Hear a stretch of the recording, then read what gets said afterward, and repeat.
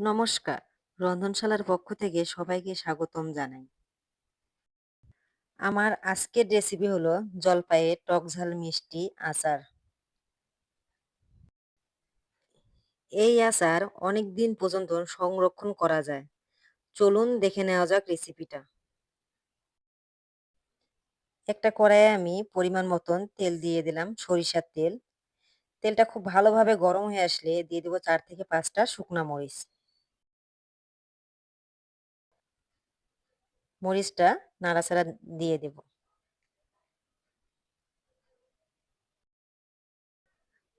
জলপাইয়ের এই আচারটা খিচুড়ির সঙ্গে খেতে খুবই ভালো লাগে। আধা চামচ সরিষা দিয়ে দেব,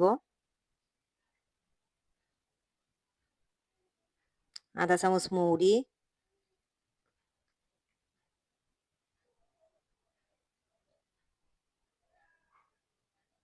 আধা চামচ মেথি,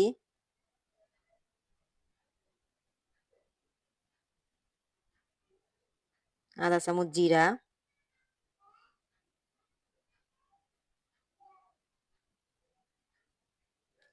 ও আধা চামচ জোয়ান দিয়ে সব উপকরণ নাড়াচাড়া দিয়ে দেব। মশলাগুলো লাল লাল করে ভেজে নেব।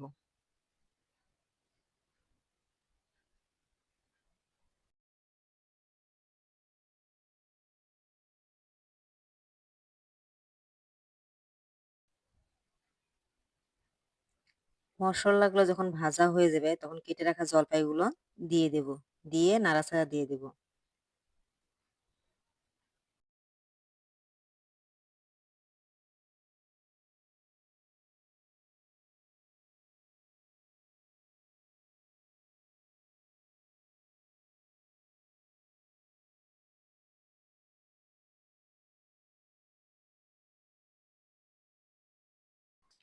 জলপাইটা যখন ভালোভাবে কষানি হয়ে যাবে তখন দিয়ে দেব পরিমাণ মতন লবণ।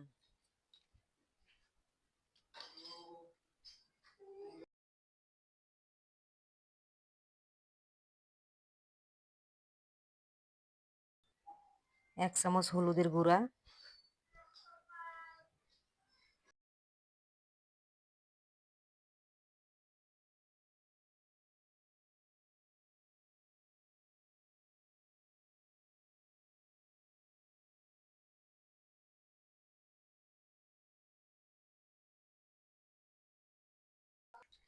এক চামচ ধনিয়ার গুঁড়া দিয়ে ভালোভাবে নাড়াচাড়া দিয়ে দেব।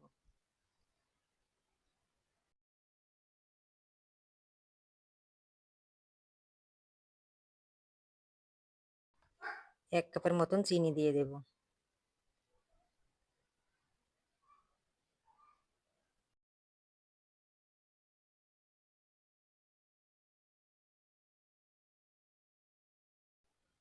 দিয়ে চিনিটা খুব ভালোভাবে মিশিয়ে নেব।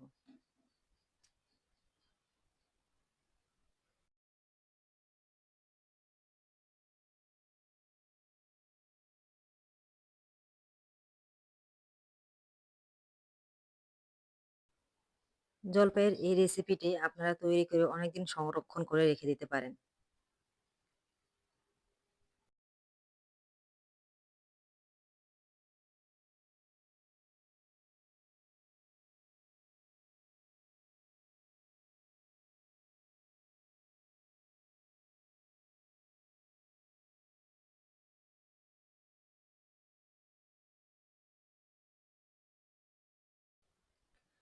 তৈরি হয়ে গেল টক ঝাল মিষ্টি জলপাইয়ের আচার।